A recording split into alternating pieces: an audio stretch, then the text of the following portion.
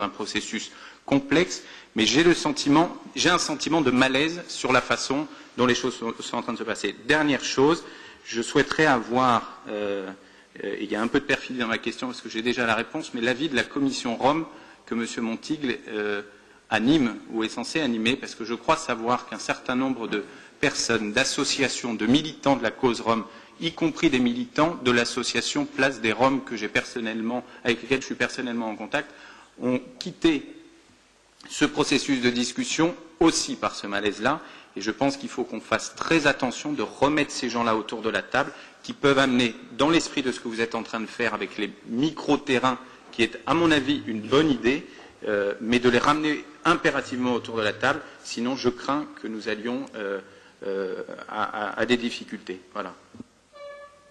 Merci. Pour une courte réponse à la Montigle, 2 phrases, pas plus, et je voudrais donner quelques éléments ensuite. Ça peut marcher. 2 phrases vraiment. La notion de jardin partagé est absolument excellente. Elle n'est nullement incompatible avec la présence d'un habitat Rome. Au contraire, ce serait pour nous extrêmement intéressant si on pouvait avoir un jardin partagé, des jardins partagés au milieu d'installations. Et c'est très probable que cela va se faire. Et d'ailleurs également présence d'artistes, etc. On a tout un travail là-dessus. Ensuite, le malaise que vous avez évoqué, bon, moi j'irai beaucoup plus loin puisque je vais vous dire le fond de ma pensée.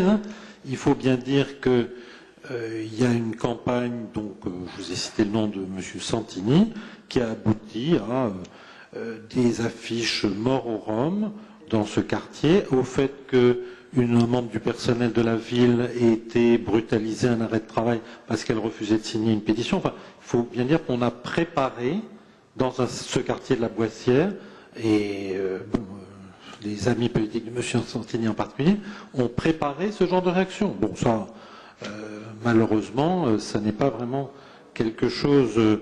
bon, il y a des actions qui sont en cours, notamment en justice, sur ce genre de thème. Je vous propose de ne pas rouvrir la discussion. Pour ma part, je ne pense pas qu'on puisse faire coexister des caravanes et des jardins partagés si on tient notre engagement d'installer les caravanes sur des terrains petits, clôturés, gardiennés. Ça ne paraît pas compatible. Cela dit, la mixité des activités, on va la chercher.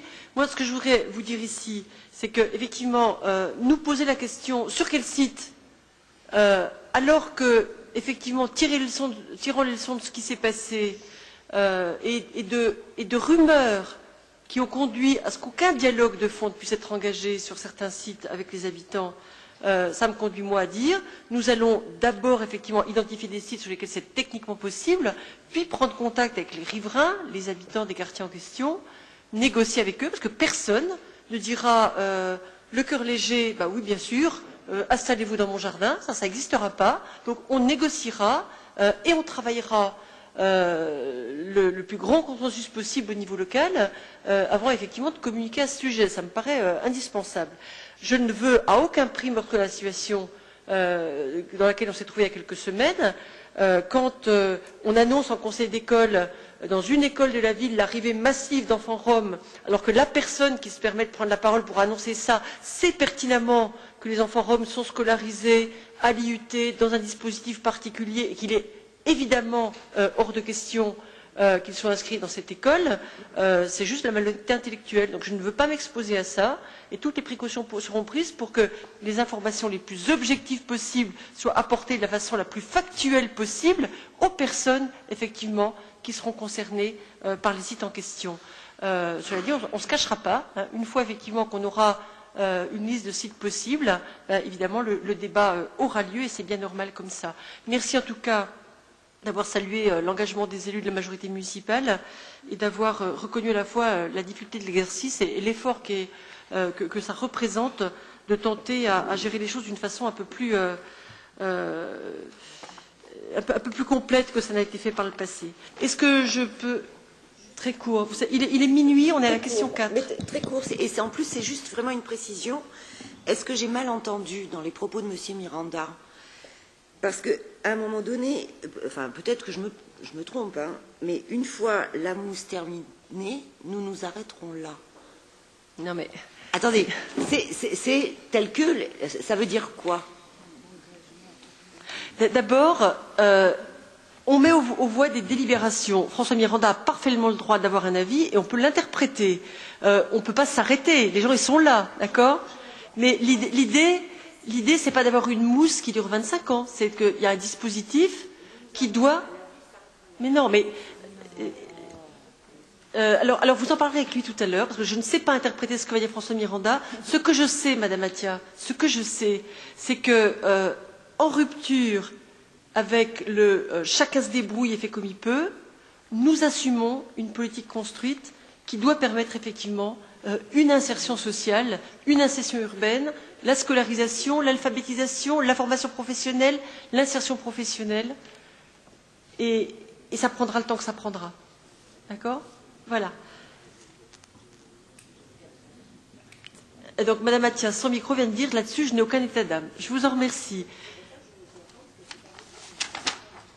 Mais vous savez, je vous écoute respectueusement et en même temps, je crois que ça fait déjà plus d'une demi-heure que François Miranda a tenu ses propos, qu'il est minuit, qu'on a encore 36 questions examinées. Donc, je sais que nous devons être libérés au plus tard demain à 14 h pour nous rendre à la manif du 1er mai. D'accord? Donc, si besoin, on fera quelques suspensions de séance en cours de nuit pour permettre la satisfaction de besoins vitaux. Mais c'est vrai qu'on peut discuter encore et encore. Mais François Miranda vous expliquera ce qu'il a entendu dire pour la suspension de séance. Je mets aux voix la question numéro 4. La question numéro 4. Convention de... Non, on est obligé de faire un vote séparé. Hein. Convention de partenariat entre l'État et la ville concernant la mise en place d'une maîtrise d'œuvre urbaine et sociale pour les Roms, soit un programme d'insertion sociale et professionnelle des familles roms. Qui est pour? Alors, 3, 4, 5.